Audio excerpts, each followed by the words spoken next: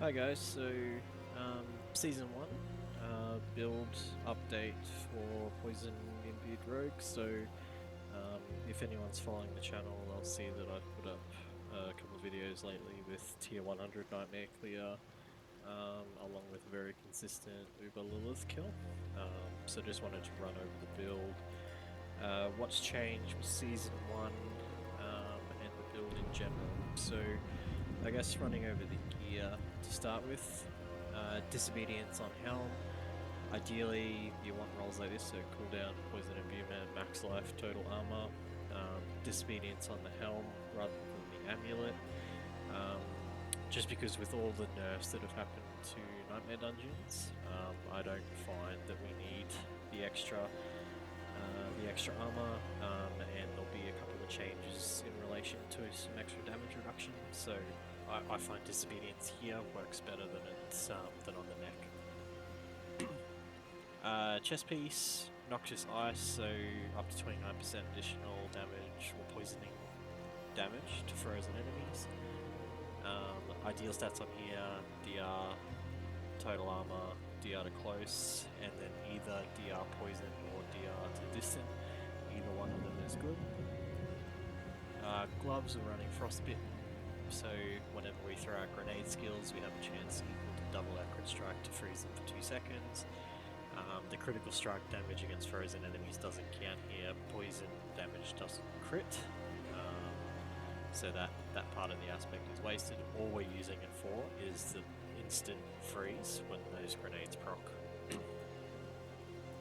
Ideal stats on here: ranks to twisting blades, critical strike chance, attack speed, and lucky hit chance.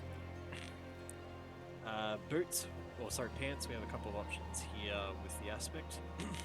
So I'm running Stolen Vigor for the heal at the moment, basically just for some mindless gameplay essentially. Basically gives us about 1,000 health heal per second, so you just basically run through packs even when there's a heap of poison damage on you. It keeps you topped up. The other one you can run in here is Might for the 20% DR when using a basic skill. So I'm running Momentum at the moment, but we can run if you keep passive, and I'll run through that when we go through the skill tree. Similar to chest, we want to run full defenses here on our pants, so total armor, flat damage reduction against close, and then again either damage reduction against poisoned or damage reduction against distant. Boots, you need Penitent Greaves to make the build work. We need some way of applying chill, and Penitent does that very well. Ideally, on boots, the best roll you'd want even on a rare set is movement speed, so these come innately with movement speed, and you get the additional bonus for extra damage against chilled enemies, which procs a few things in our skill tree as well. So the build doesn't operate without Penitent Greaves, so if you don't have these, you can't actually play the build. Crossbow, you want accelerating here for the attack speed. You can pretty well get an attack speed cap depending on which daggers you use, and key passives. So you want this here to apply poison imbuement quicker. So I find it works better with the attack speed here. Ideal rolls that you want are exactly what's on here: dexterity, all stat, core skill, and vulnerable damage. Like I was saying when I was going over frostbitten, poison imbuement can't actually crit. So critical damage or critical damage with imbuement skills does not work with poison. All they would do is base or buff the base damage of twisting blades. So the physical damage portion, it has no benefit for poison damage. Daggers. So on this one I'm running the new third caster puncture, is poison imbued. The alternative you can use here is Ashura's Conjure, basically for the attack speed and the additional lucky hit chance. So either one is viable. I'm currently using this one because it's 820 item power and very good mods on it. I haven't been able to find another Ashiro's with 800 plus. If I do find one, I will be swapping it in, because I find the lucky hit chance in the attack speed just trumps all the other stats you can possibly get here. Now you want daggers, purely because, again, swords come innately with crit damage, and poison can't crit. So you get the bonus of the 30% close damage as well as the additional attack speed innate to daggers. Ideal rolls you want on here, again, dexterity, all stat, core skill, and vulnerable damage. So the critical strike damage on here is completely wasted. The other dagger, I run Blade Dances. The aspect here doesn't matter what the value is. The return damage only makes up, the turning blade damage only makes up about 15% of our damage, so buffing that does pretty well nothing for the build.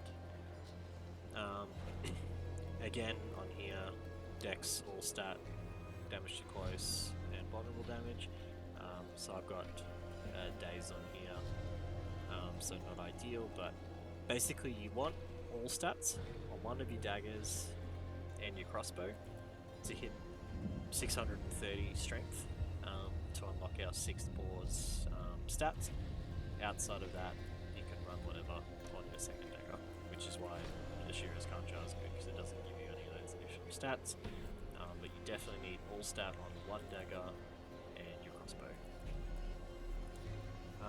Now rings, first one I've got corruption, and the stats you want on here: critical strike chance, vulnerable damage, lucky hit chance, maximum life.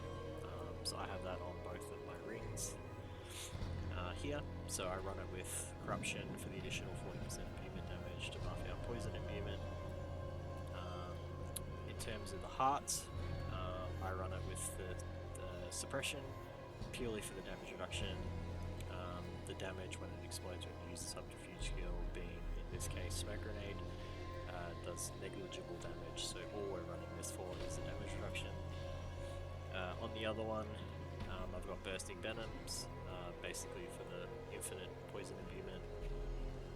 The heart I'm running in here is Creeping Death, so the damage over time effects. I'll run through this in more detail in the skill tree, but basically every crowd control effect that we add does 45% additional multiplicative damage with our damage over time skills.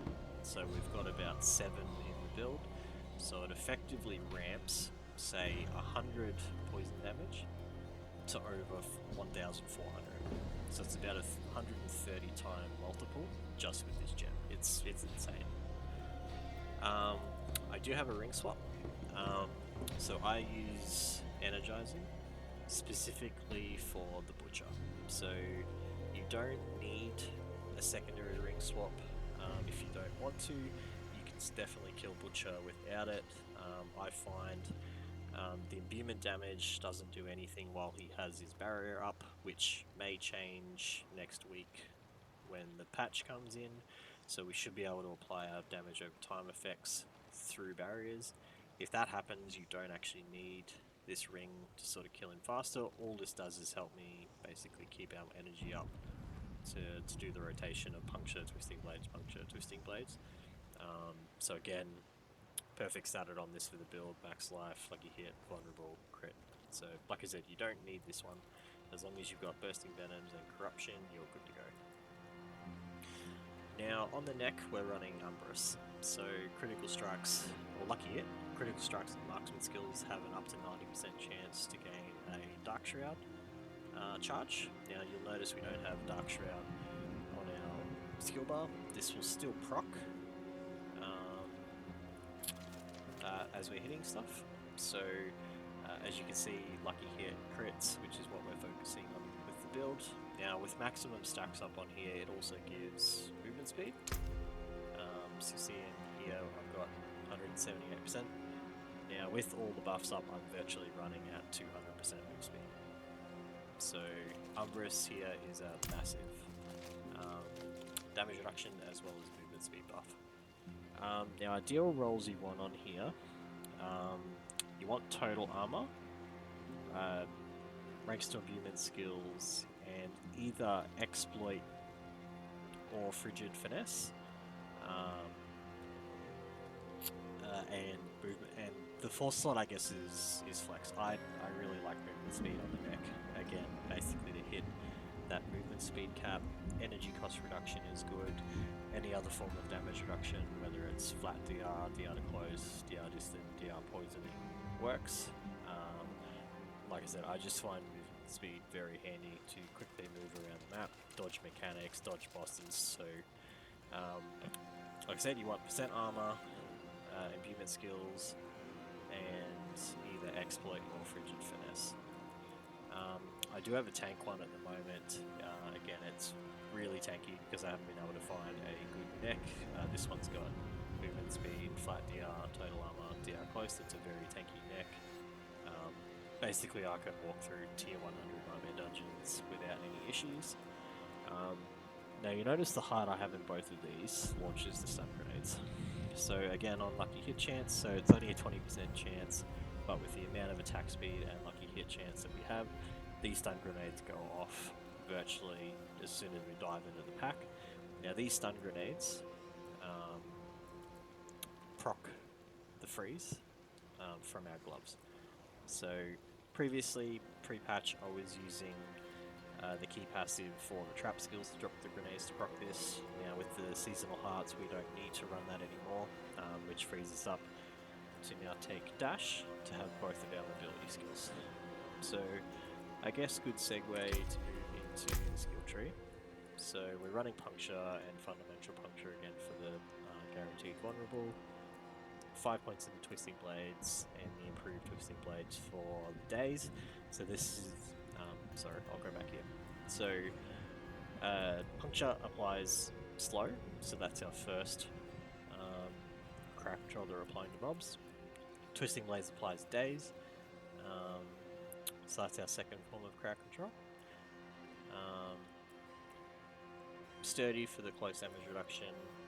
Siphoning strikes, so I do still have 3 points in here, even though it's been nerfed to 75% and will get buffed to 85%. When you're hitting about 3 mobs, this heals you for about 1,000 per second, so about what Stolen Vigor gives.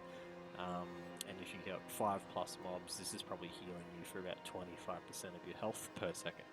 So even though it's nerfed, it is still very, very strong.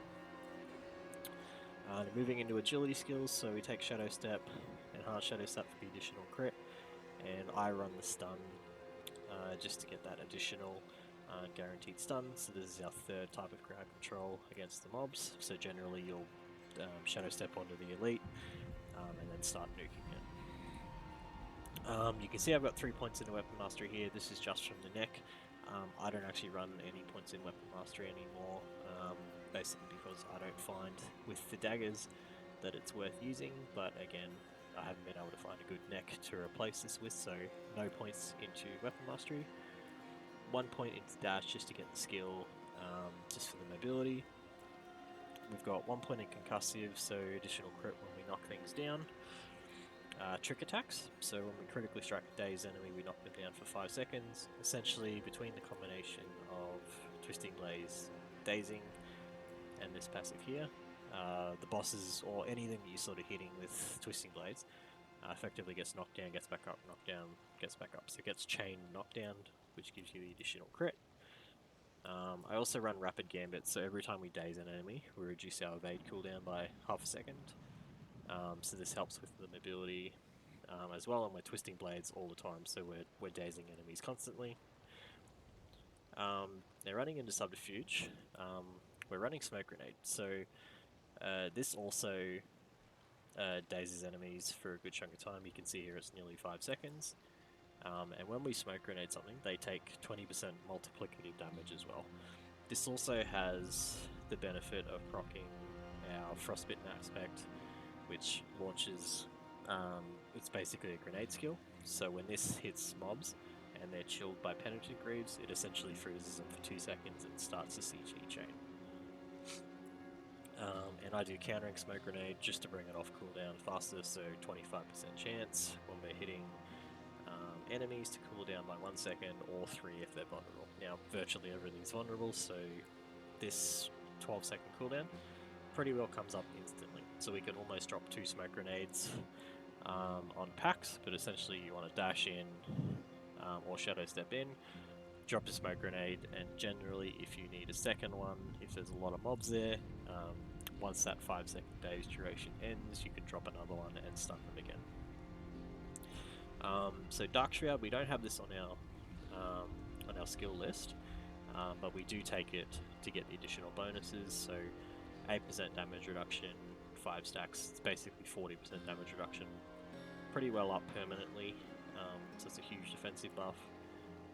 Enhanced Dark Shroud just for a chance for it not to be consumed, and then the additional movement speed. So this effectively gives us 20% movement speed.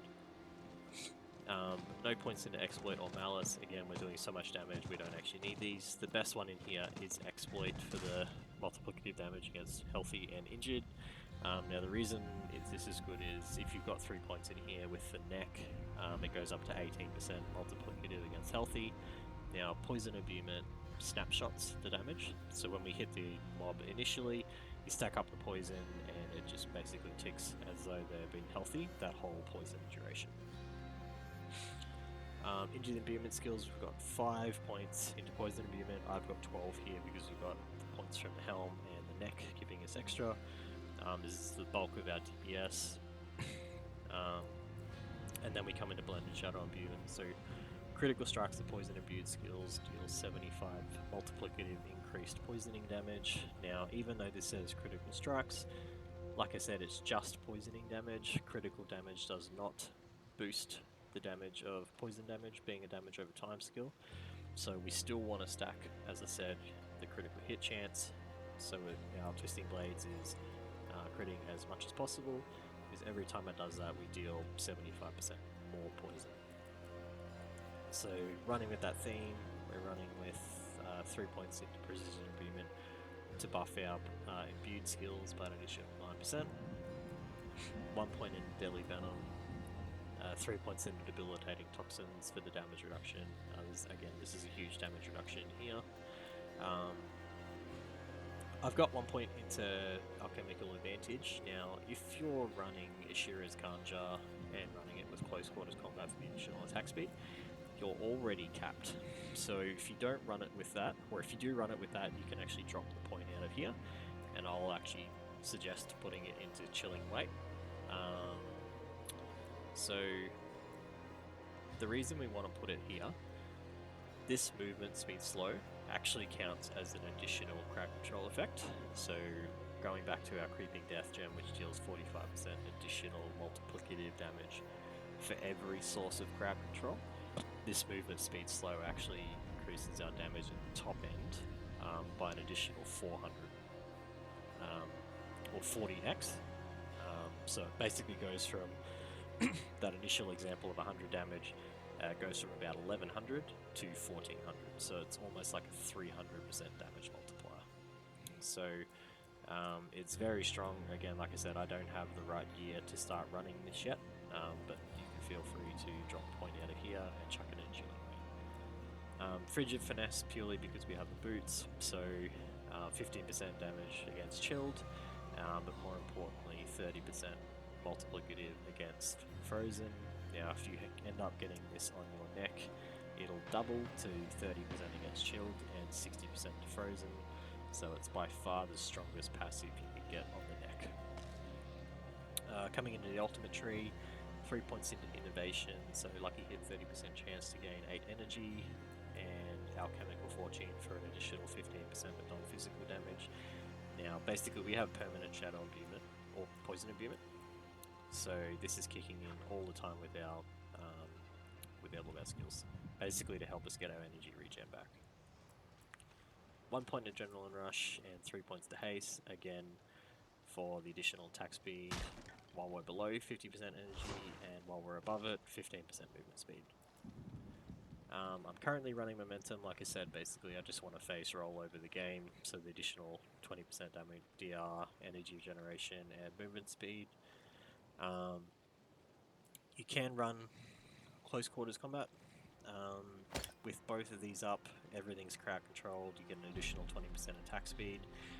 This effectively works out to about a 40% increase in DPS, so if you want to play a bit more carefully and actually focus more on positional play, you can drop a point out of here into close quarters combat and get the notable DPS increase. If you're just looking for really chilled out gameplay, I would recommend Momentum. So with the 3 stacks of this, you get the additional damage reduction, and with Solid Vigor, you get the extra heal. So you can pretty well just roll over all the content.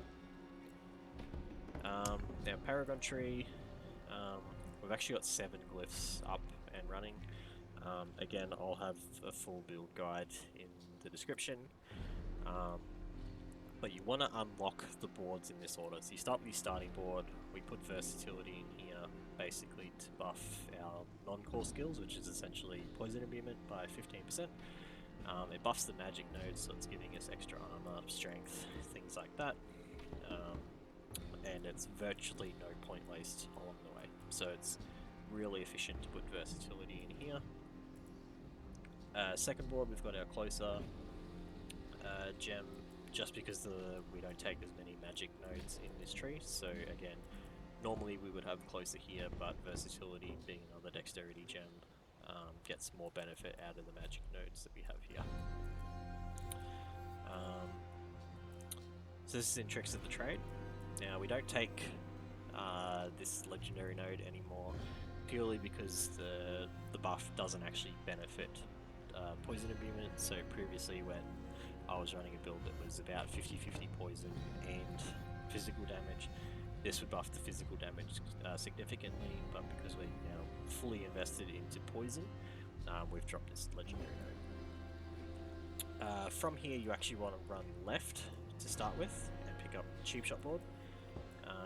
We want Safeguard down here for the extra DR to elites armor. We take additional armor. Up here we've got additional damage to healthy enemies, so again with poison snapshotting, there's huge DPS buff, and there's additional armor nodes around it as well, so very good for tank. The magic nodes in here buff damage to crack control, which virtually everything is, and additional crack control from slowed.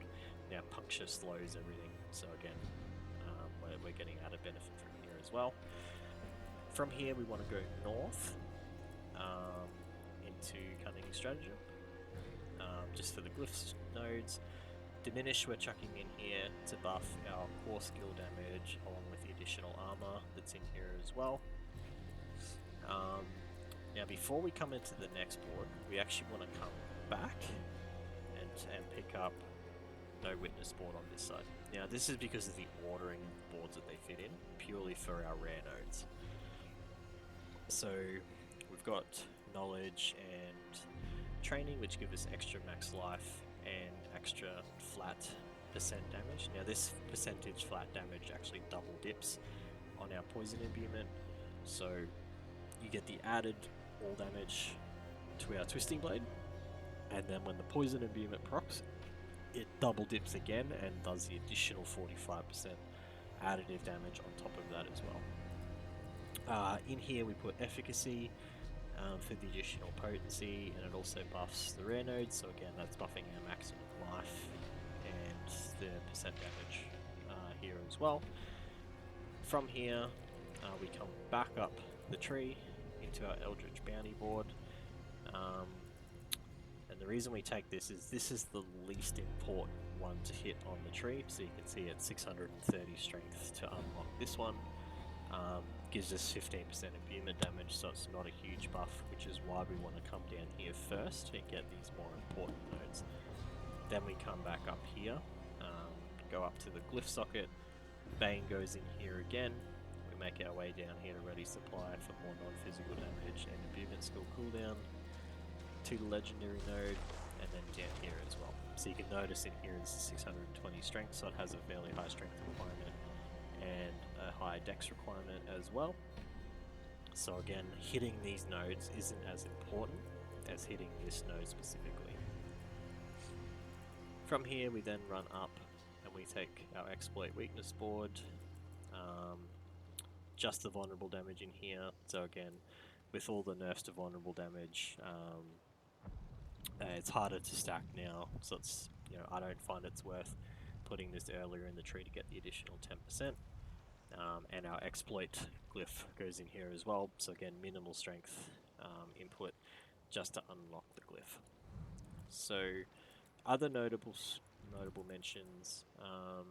So we've got our control glyph here for the additional damage to chilled and slowed, as well as stunned and frozen. Now, this one you can swap out for a couple of different options. Now, there's Canny, which effectively gives 10% increased non-physical damage stacking up. So if you find things are dying very, very quickly in speedrun content and you can't get them stunned or frozen, Canny actually stacks up faster. Anything longer than that, so specifically the Uber Lilith fight, I actually run Tracker in here for the additional poisoning damage, the poison effects lasting longer. This actually does more damage than Control. So for most gameplay, you're going to want Control in here. Anything open world, you can swap to Canny, but Control will work against 99% of the content. Thanks for that, guys. So that's the updated build guide. It's done 3 back-to-back Lilith kills without potions. It's done Tier Nightmare 100 dungeons, which I'll have more content coming on that shortly. So any comments, feel free to leave them in the description below. Now there is a giveaway from one of my good mates, Expazz. It's for a 4060 GPU that he's won as part of a competition. He's got 2 to give away, so I'll be doing a link to his channel below and the video for that. So feel free to head over to there, give him a like, subscribe, and yeah, hope you guys win. That's it today, guys. So if you find this helpful, please give me a like, give me a subscribe. It definitely helps with the content.